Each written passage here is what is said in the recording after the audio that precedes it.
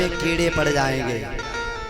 एक सेठ था बड़ा कंजूस, गांव वाले हमारे जैसे, उन्होंने उसका नाम रख दिया दानी दानचंद। कंजूस व्यक्ति का नाम क्या रख दिया? दानी दानचंद। पत्नी भी परेशान। पत्नी ने कहा अरे चले जाओ, पड़ोस में गंगा जी बह रही हैं, जाकर के गंगा जी में स्नान ही कराओ। तो बोला गंगा जी जाएंगे तो टेम्पो का किराया लगेगा, खर्चा होगा, तो खर्चा कौन देगा? करोड़ों की संपत्ति भरी। ए भैया पेट पे बांध के ले जाओगे क्या? बताओ कोई ले जाता हो? तो पत्नी ने कहा दिन भर यहीं घर में पड़े रहते हो, ऐसा करो पैदल ही निकल जाओ, शाम तक लौट आना, कोई दिक्कत नहीं। अब ये पैदल चला गया, गंगा जी के किनारे पे पहुंचा तो पुल पर जाकर के खड़ा हो गया।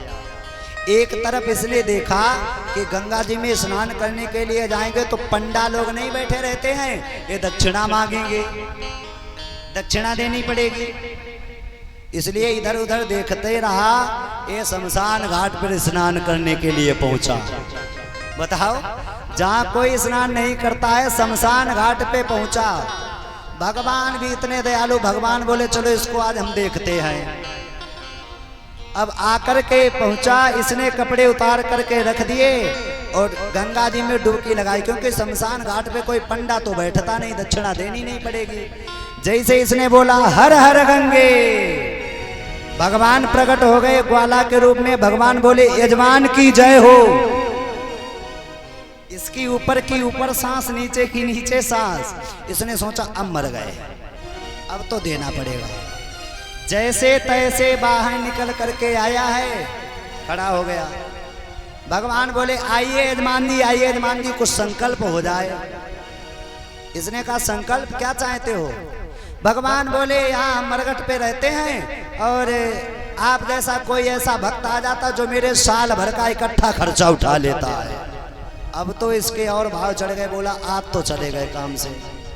तो इसने जेब इधर उधर देखी तो बोला जेब में तो एक पैसा नहीं, करोड़ों की देखो संपत्ति भरी, बोले जेब में तो एक भी पैसा नहीं है। तो भगवान बोले कोई बात नहीं, संकल्प कर लीजिए, बाद में दे देना। तो इसने सोचा संकल्प कर देते हैं, बाद में कौन सा है मेरा घर जानता है, कौन सा आ जाएगा। इसने संकल्प लिया तो 5 सेर आटा का संकल्प कर दिया।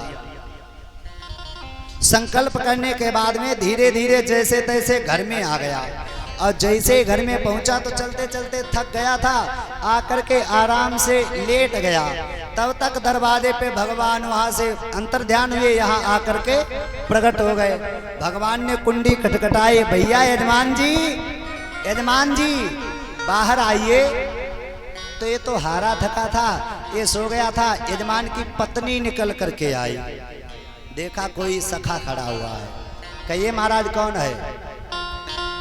अरे आपके स्वामी जी गंगा जी के तट पर 5 सेर आटा का संकल्प कराए हैं, उनको जाकर के बताओ कि वो मतलब पंडित जी आ गए हैं, उनको दे दीजिए। तो पत्नी ने सोचा आज तक इन्होंने एक पैसा दान नहीं किया है, आज कहां से दान कराए हैं। पत्नी अंदर पहुंची है, पत्नी ने जगाया स्वामी जी, स्वामी जी किसी को आटा देने के लिए बोल आए हो क्या? तो इसके मुंह से एक ही आवाज निकली, वो यहाँ तक आ गया है क्या? बोले हाँ यहाँ तक आ गया है, वो दरवाजे पे खड़े हैं। अब ये चक्कर में पड़ा, आटा देना नहीं पड़े चाहे कुछ भी हो जाए। तो इसने कह दिया, कहा कि जाकर पंडित जी से कह दो कि वो अभी अभी आए, बीमार पड़ गए। पत्नी आई रोते रोते, अरे महाराज अभी अभी आए हैं और बीमार पड़ गए हैं। तो भगवान बोले हमारा यजमान बीमार हो, बीमारी के हालत में उसको कैसे छोड़ के चला जाऊं? जब तक हमारा यजमान ठीक नहीं हो जाता है तब तक मैं यहां से जाऊंगा नहीं। अब पत्नी ने जाकर घर में कहा कि वो तो जा ही नहीं रहे, वो तो कह रहे जब तक यजमान ठीक नहीं हो जाएगा तब तक नहीं जाएंगे। तो इसने कहा हम श्वास रोके पड़े रहेंगे, तुम कह दो कि अभी अभी मर गए हैं, कह दो जाकर के अभी अभी मर गए हैं, और हम श्वास नहीं लेंगे, हम ऐसे ही रोके पड़े रहेंगे। श्वास रोकने का अभ्यास था।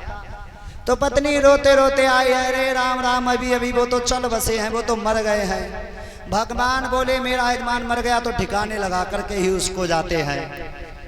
भगवान ने ढिंडोला ले लिया, पूरे नगर में पीट दिया, दानी दानचंद मर गए, दानी दानचंद मर गए। गांव वालों ने भी सोचा दानचंद मर गए, अच्छा रहा, कुछ दान नहीं करता था, इससे बढ़िया मर ही गया है। धीरे धीरे चिता बनाई गई, दानचंद को उस पे लिटाया गया। भगवान तो सब जानते कि मरा नहीं, श्वास रोके पड़ा है। तो भगवान बोले, अरे बाबरे आंखें अब तो खोल ले, अब तो आग लगने वाली है। अब पत्नी रोए, पत्नी चिल्लाए, अच्छा भीड़ भाड़ बहुत लग गई। कहे अरे अभी ये मरे नहीं है। तो कुछ माताएं बैठी हैं, वो कहती तुम्हारा अब तो ये मोह रह गया है, तो मर गए हैं, तुम्हारा मोह चिल्ला रहा है।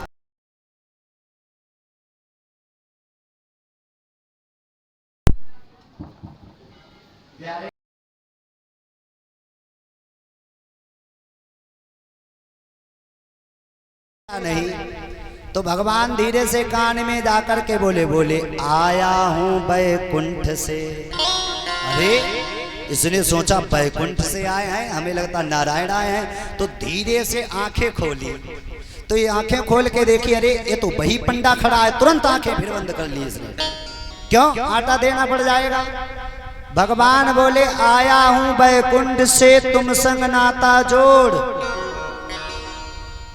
और तुम्हारी जो इच्छा हो तुम मांग लीजिए, आज मुझसे वरदान, मैं तुमसे प्रसन्न हूं। आया हूं बैकुंठ से तुम संग नाता जोड़, और मांग ले वरदान कछु। तो ये कहता है मेरा आटा दीजो छोड़, कुछ नहीं चाहिए, जो आटा संकल्प किया है वही छोड़ दो। तो कोई कोई महाकंजूस ऐसे भी होते हैं, दान ना देना पड़े तो ऐसे दान का क्या मतलब है, ऐसी कंजूसी का भी कोई मतलब नहीं है। तू मेरा यार है, मेरा दिलदार है। और सभी लोग भाव से गाएंगे, अरे काली कमली बाला मेरा यार है, मेरे मन का मोहन तू दिलदार।